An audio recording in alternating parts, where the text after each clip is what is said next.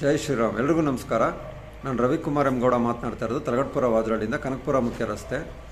ನೋಡಿ ಬಂಧುಗಳೇ, ಹಸು ಕರುಗಳನ್ನ ಕಡಿತಾರಲ್ಲ ಅವ್ರದ್ದು ತಪ್ಪು ಅಂತ ಹೇಳ್ಬೇಕಾ, ಅಥವಾ ಈ ಹಸು ಕರುನ ಕಡಿತಾರಲ್ಲ ಕಟಕರು ಅವ್ರಿಗೆ ಹಸು ಕರುಗಳನ್ನ ಮಾರ್ತಾರಲ್ಲ ಅವ್ರದ್ದು ತಪ್ಪು ಅಂತ ಹೇಳ್ಬೇಕಾ ಗೊತ್ತಾಗ್ತಿಲ್ಲ. ಯಾಕೆ ಮಾತು ಹೇಳ್ತಾ ಇದ್ದೀನಿ ಅಂದರೆ, ನಿನ್ನೆ ರಾತ್ರಿ ಸುಮಾರು ಒಂದು 7:15 8:15 ಸಮಯದಲ್ಲಿ ತಲಗಟ್ಪುರ ಪೈಪ್ಲೈನು ಆ ಜಾಗದಲ್ಲಿ ಒಂದು ಕಂಟೈನರ್ ತುಂಬ ಸುಮಾರು ಒಂದು 200ಕ್ಕಿಂತ ಜಾಸ್ತಿ ಹಸುಗಳನ್ನ ಕಟ್ ಮಾಡಿ ಅದರ ತಲೆಗಳು, ಕೊಂಬುಗಳು, ತಿರ್ಗಾ ಕಾಲುಗಳು, ಪುಟ್ಟ ಕರುಗಳನ್ನೆಲ್ಲ ಕಟ್ ಮಾಡಿಕೊಂಡು ಅದನ್ನೆಲ್ಲ ಪ್ರತಿಯೊಂದು ಅಂಗಾಂಗಗಳನ್ನೆಲ್ಲ ಕಟ್ ಮಾಡಿ ಬೇಕಾಗಿದ್ದನ್ನೆಲ್ಲ ಮಾರಾಟ ಮಾಡಿಕೊಂಡು ಮಿಕ್ಕಿದ ಎಲ್ಲದನ್ನು ಒಂದು ಕಂಟೈನರ್ ಮೂಲಕ ತುಂಬ್ಕೊಂಬಂದು ಇಂಥ ಕಡೆ ಎಸ್ಬಿಟ್ಟು ಹೋಗಿದ್ದಾರೆ. ಅದು ಚೀಲಗಳು ಕಾಣಬಾರ್ದು ಅಂತ ಚೀಲಗಳಲ್ಲೆಲ್ಲ ತುಂಬಿ, ಆಮೇಲೆ ತಿರ್ಗಾ ಅದಕ್ಕೆ ಚಾಪೆ ತುಂಬಿ, ಆಮೇಲೆ ಅದ್ರ ಮೇಲೆ ಕಾಣಬಾರ್ದು ಅಂತ ಸ್ವಲ್ಪ ಮಣ್ಣೆಲ್ಲ ಹಾಕ್ಕೊಂಡು ಬಂದು ಎಲ್ಲ ಹಾಕ್ಬಿಟ್ಟು ಹೋಗಿದ್ದಾರೆ.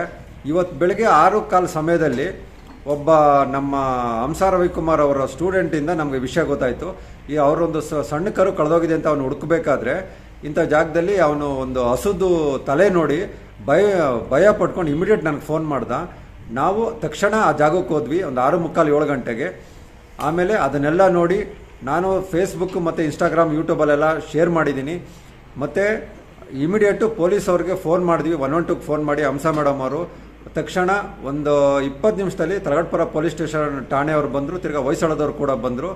ಅದನ್ನೆಲ್ಲ ಪೂರ ಏನು ಅಂದರೆ ಅದು ಯಾವ ಥರ ವಾಸನೆ ಬರ್ತಾಯಿತ್ತು ಅಂತ ಹೇಳಿದ್ರೆ, ಸುತ್ತಮುತ್ತ ರೆಸಿಡೆನ್ಷಿಯಲ್ ಏರಿಯಲ್ಲಿ ಯಾರು ಉಸಿರಾಡೋಕ್ಕಾಗ್ತಾ ಇರಲಿಲ್ಲ. ಆ ರೀತಿ ಸುಮಾರು ಒಂದು 200-300 ಮೀಟ್ರ್ವರೆಗೂ ವಾಸನೆ ಬರ್ತಾಯಿತ್ತು. ಅಷ್ಟು ಎಲ್ಲ ಕೊಳೆತು ನಾರ್ತಾ ಇತ್ತು ಎಲ್ಲ ಹಸು ಕರುಗಳದ್ದು ಎಲ್ಲ ಅದನ್ನು ಅವಶೇಷಗಳು. ಇಂಥ ಕೃತ್ಯ ಎಸಗಿದಾರಲ್ಲ, ನಿಜವಾಗ್ಲೂ ಅವರು ಮನುಷ್ಯರಲ್ಲ. ನೋಡಿ, ನಾವು ಹಿಂದೂಗಳೆಲ್ಲ ಒಂಥರ ಸತ್ತೋಗಿದ್ದೀವಿ ಅನಿಸ್ತಾ ಇದೆ. ಈಗ ನೋಡಿ, ನಾನು ಅದು ಫೇಸ್ಬುಕ್ ಇನ್ಸ್ಟಾಗ್ರಾಮಲ್ಲಿ ಎಲ್ಲ ಕಡೆ ಶೇರ್ ಮಾಡಿದ್ದೀನಿ, ತುಂಬ ಜನ ಶೇರ್ ಮಾಡಿದ್ದಾರೆ. ಮತ್ತು ನಾನು ವಾಟ್ಸಪ್ಪಲ್ಲಿ ಕೂಡ ಬೆಳಗ್ಗೆ ಅದ್ರ ಬಗ್ಗೆ ಮೆಸೇಜ್ ಆಗ್ತದೆ. ಇನ್ನು ಕೆಲವರು ಫೋನ್ ಕೂಡ ಮಾಡಿದ್ವಿ, ಈ ಥರ ಆಗಿದೆ ದಯವಿಟ್ಟು ಬನ್ನಿ ಅಂತ. ನೋಡಿ, ಕೆಲವರು ಇದ್ದಾರೆ ಬರೀ ಫೇಸ್ಬುಕ್ ಇನ್ಸ್ಟಾಗ್ರಾಮಲ್ಲಿ ಯಾವ್ದಾರು ಹಸು ಕರುಗಳನ್ನ ಯಾರು ರಕ್ಷಣೆ ಮಾಡಿದ್ರೆ, ತಿರ್ಗಾ ಒಂದು ಒಳ್ಳೊಳ್ಳೇದೇನೋ ಮಾಡಿದ್ರೆ ಬರೀ ಲೈಕು ಕಮೆಂಟ್ ಹಾಕಕ್ಕೆ ಮಾತ್ರ ಕೆಲವರು ಲಾಯಕ್ಕು. ಇನ್ನು ಕೆಲವರು ಇದ್ದಾರೆ ಅವರಿಂದ ಬರೀ ಮಾತಾಡೋಕ್ಕಷ್ಟೇ ಪ್ರಯೋಜನ, ಅದು ಬಿಟ್ಟರೆ ಬೇರೆ ಇನ್ನೇನು ಕೆಲಸ ಆಗಲ್ಲ ಅವ್ರ ಕೈಲಿ. ಫೋನ್ ಮಾಡಿ ಕರೆದಿದ್ದೀವಿ, ಸರ್ ದಯವಿಟ್ಟು ಬನ್ನಿ ಎಲ್ಲರೂ ಸೇರ್ಕೊಳ್ಳಿ.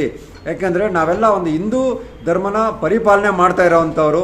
ಇನ್ನೊಂದು ಗೋಮಾತೆ ಅಂತ ಪೂಜೆ ಮಾಡ್ತಾ ಇದ್ದೀವಿ ಹಸುಗಳನ್ನ, ಮತ್ತು ನಂದಿ ಅಂತ ಪೂಜೆ ಮಾಡ್ತಾ ಇದ್ದೀವಿ, ಶಿವನ ವಾಹನ ನಂದಿ, ಎತ್ತುಗಳು, ಮತ್ತು ಪುಟ್ಟ ಕರುಗಳು, 33 ಕೋಟಿ ಇರೋ ಗೋಮಾತೆ ಅದು. ಇನ್ನೊಂದು ಪ್ರತಿಯೊಂದು ಯಾವುದೇ ಒಂದು ಗೃಹ ಪ್ರವೇಶ ಆಗಲಿ ಏನೇ ಆಗಲಿ ಅಲ್ಲಿ ಕರ್ಕೊಂಡು ಹೋಗೋದು ಹಸು ಕರುಗಳನ್ನ. ಯಾಕೆ ಕರ್ಕೊಂಡು ಹೋಗ್ತಾರೆ? 33 ಕೋಟಿ ದೇವರು ಇರೋವಂಥ ಹಸು ಒಳಗೆ ಬಂದರೆ ಎಲ್ಲ ಒಳ್ಳೇದಾಗುತ್ತೆ ಅಂತ. ಇಂಥದಕ್ಕೆಲ್ಲದಕ್ಕೂ ಪ್ರತಿಯೊಂದಕ್ಕೂ ಹಸು ಕರುಗಳು ಬೇಕು. ತಿರ್ಗಾ ಮನೇಲಿ ಫೋಟೋಲ್ಲಿ ಇಟ್ಕೊಂಡು ಪೂಜೆ ಮಾಡ್ತೀರಿ.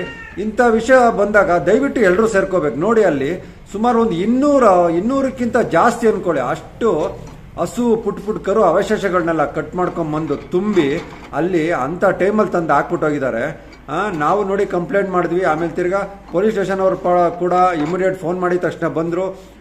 ಆಮೇಲೆ ಅದನ್ನೆಲ್ಲ ಒಂದು ಮಧ್ಯಾಹ್ನ ಒಂದು 2-3 ಗಂಟೆ ಹೊತ್ತಿಗೆ ಆಮೇಲೆ ಪೊಲೀಸ್ ಅವ್ರ ಮುಖಾಂತರನೇ ಆ ಒಂದು ಇಟಾಚಿ ತರಿಸಿ ಒಂದು ದೊಡ್ಡ ಕಂಟೈನರ್ಗಳೆಲ್ಲ ತುಂಬಿಸಿ ತೊಗೊಂಡೋಗಿ ಬೇರೆ ಕಡೆ ಅದನ್ನೆಲ್ಲ ಮಣ್ಣು ಮಾಡಿಬಿಟ್ಟು ಬಂದರು ಪೊಲೀಸ್ ಅವರು. ನಿಜವಾಗ್ಲೂ ಅವ್ರಿಗೆ ಥ್ಯಾಂಕ್ಸ್ ಹೇಳೋಕ್ಕೆ ಇಷ್ಟಪಡ್ತೀನಿ ಸಮಯದಲ್ಲಿ.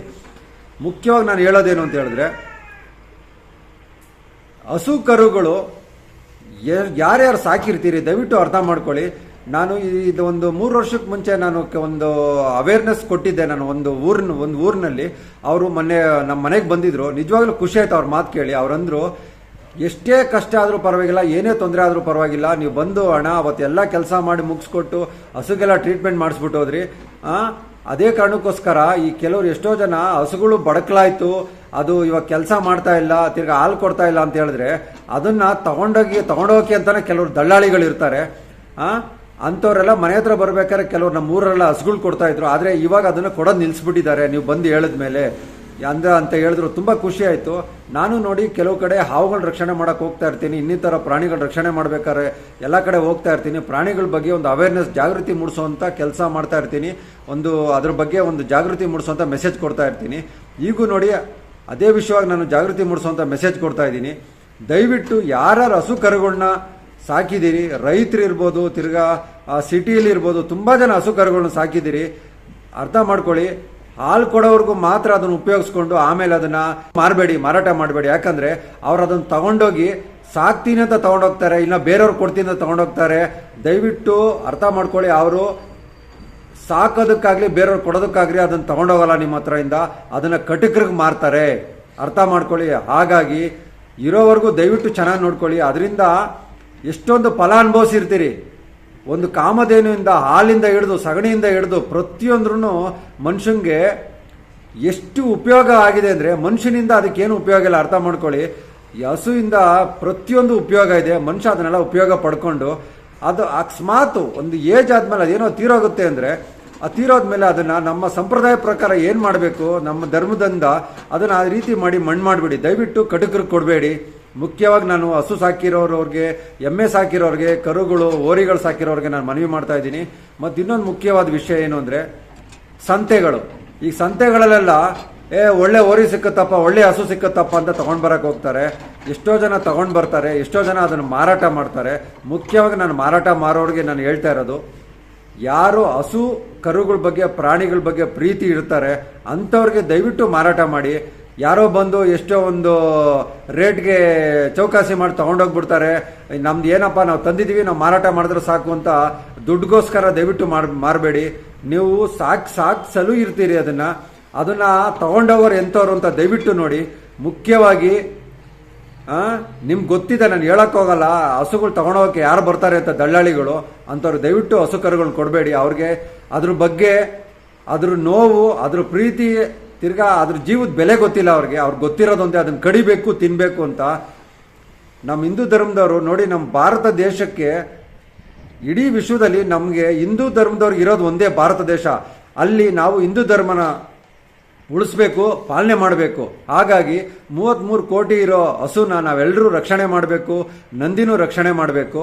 ಮತ್ತೆ ಬಂಧುಗಳೇ, ಮುಖ್ಯವಾಗಿ ನಾನು ಇನ್ನೊಂದು ವಿಷಯ ಹೇಳೋದೇನು ಅಂದರೆ, ಯಾರು ದನ ಕರು ಹಸುಗಳನ್ನ ಗೂಳಿಗಳನ್ನ ಸಾಕಿರ್ತೀರಿ ಅದನ್ನು ಚೆನ್ನಾಗಿ ನೋಡ್ಕೊಳ್ಳಿ ಇರೋವರೆಗೂ. ಅಕಸ್ಮಾತ್ ಅವಕ್ಕೆ ಜೀವಾವಧಿ ಅದು ಎಷ್ಟು ವರ್ಷ ಬದುಕಿರ್ತವೆ ಅಲ್ಲಿವರೆಗೂ ನೋಡಿಕೊಂಡು ಅದು ಸತ್ತ ಮೇಲೆ ಅದನ್ನು ಮಣ್ಣು ಮಾಡಿ. ನಮ್ಮ ಧರ್ಮದ ಪ್ರಕಾರ ಯಾವುದೇ ಕಾರಣಕ್ಕೂ ಕಟಕರಿಗೆ ಕೊಡಬೇಡಿ. ಇವತ್ತು ನೋಡಿ, ನಿಜವಾಗ್ಲೂ ಎಂಥ ಅಮಾನವೀಯ ಕೃತ್ಯ ಎಸಗಿದ್ದಾರೆ ಅಂದರೆ, ಕಣ್ಣಲ್ಲಿ ನೀರು ಬರ್ತಾ ಇತ್ತು. ನಾನು ಹಂಸ ಮೇಡಮು ನನ್ನ ಮಗ ಇದ್ವಿ. ಆಮೇಲೆ ತಿರ್ಗಾ ಒಂದು 2 ಹುಡುಗರು ಬಂದರು, ಜೊತೆ ಸೇರ್ಕೊಂಡ್ರು. ಸ್ಥಳೀಕರು ಒಂದು 4 ಜನ ಸೇರ್ಕೊಂಡಿದ್ರು. ಆಮೇಲೆ ಪೊಲೀಸ್ ಸ್ಟೇಷನೆಲ್ಲ ಕರೆಸಿ ಅದನ್ನೆಲ್ಲ ಕೆಲಸ ಮುಗಿಸಿ ಬರೋ ಅಷ್ಟೊತ್ತಿಗೆ ಒಂದು 3 ರಿಂದ 4 ಗಂಟೆ ಆಯಿತು. ಎಂಥ ದಾರುಣ ಘಟನೆ ಅಂದರೆ ಇದು.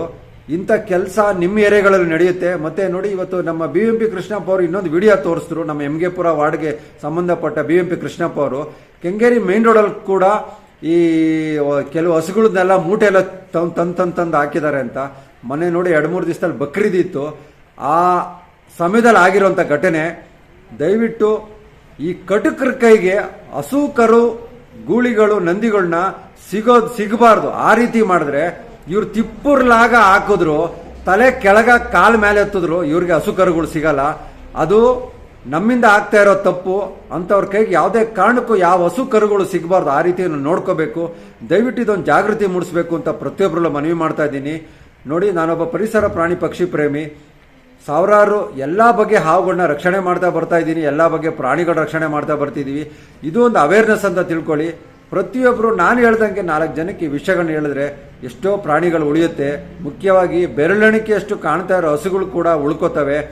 ಇವ್ರು ಇದೇ ರೀತಿ ತಿಂದು ಇರೋ ಬರೋ ಹಸುಗಳನ್ನೆಲ್ಲ ಈ ರೀತಿ ಎಲ್ಲ ಮಾಡಿಬಿಟ್ರೆ ಇನ್ನು ನಾವು ಬ್ಯಾಟ್ರಿ ಹಾಕೊಂಡು ಹುಡುಕ್ತರು ನಮ್ಗೆ ಹಸುಗಳು ಸಿಕ್ಕಲ್ಲ. ಅರ್ಥ ಮಾಡ್ಕೊಳ್ಳಿ. ಕಾಡು ಪ್ರಾಣಿ ಅಲ್ಲ ಇದು, ನಾವು ಸಾಕು ಪ್ರಾಣಿಗಳ ಹಸುಗಳು. ದಯವಿಟ್ಟು ಇದನ್ನು ನಾವೆಲ್ಲ ರಕ್ಷಣೆ ಮಾಡಬೇಕು ಅಂತ ಎಲ್ಲರಲ್ಲೂ ಮನವಿ ಮಾಡ್ತಾ ಇದ್ದೀನಿ. ಎಲ್ಲರೂ ಸೇರಿ ಪರಿಸರ ಪ್ರಾಣಿ ಪಕ್ಷಿಗಳನ್ನ ರಕ್ಷಣೆ ಮಾಡೋಣ. ಜೈ ಶ್ರೀರಾಮ್. ಎಲ್ರಿಗೂ ಒಳ್ಳೇದಾಗಲಿ. ಇಂಥ ಕಳ್ಳರು ಎಲ್ಲೆಲ್ಲಿ ಸಿಗ್ತಾರೆ ದಯವಿಟ್ಟು ಅಂಥವ್ರನ್ನ ಹಿಡಿದು ಅವ್ರಿಗೆ ಕಠಿಣವಾದ ಶಿಕ್ಷೆ ಕೊಡಿಸೋಂಥ ಕೆಲಸ ನಾವೆಲ್ಲ ಸೇರಿ ಮಾಡಬೇಕು ಅಂತ ಹೇಳಕ್ಕೆ ಇಷ್ಟಪಡ್ತೀನಿ. ಮತ್ತೊಮ್ಮೆ ಎಲ್ರಿಗೂ ಒಳ್ಳೇದಾಗಲಿ. ಜೈ ಶ್ರೀರಾಮ್.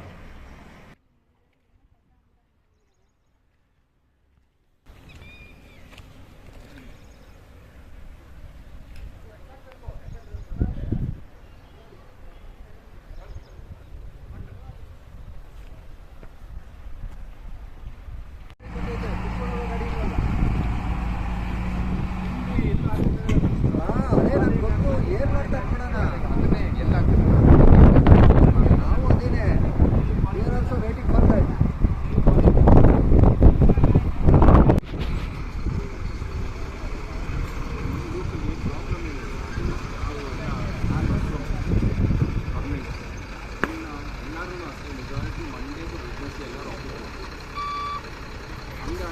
ಎಲ್ಲ ಆಫೀಸ್ ಕೆಲಸ ಮನೆ